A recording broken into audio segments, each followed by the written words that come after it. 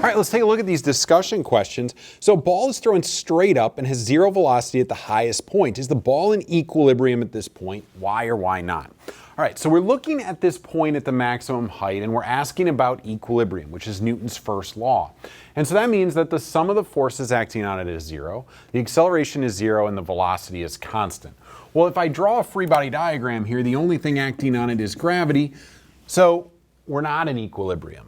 There's only one force. The forces are not adding up to zero. The acceleration is negative 9.8, and the velocity is only zero for a moment. So the correct answer here is no, partly because the acceleration is negative 9.8 meters per second squared.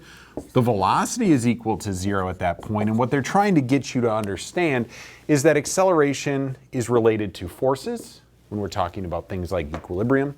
Just because the velocity is zero doesn't mean the acceleration has to be zero in that case. All right. The second one says a helium balloon hovers in midair, neither ascending or descending. Is it in equilibrium? What forces are acting on it? Okay, so I'm going to draw a free body diagram. So here is my balloon. There is gravity acting on it, but there is also a force supporting it up. This is what we call a buoyant force. And so when I look at these two forces, they are balanced. And so if they're balanced, it's in equilibrium. And so in which case, what are the forces acting on it?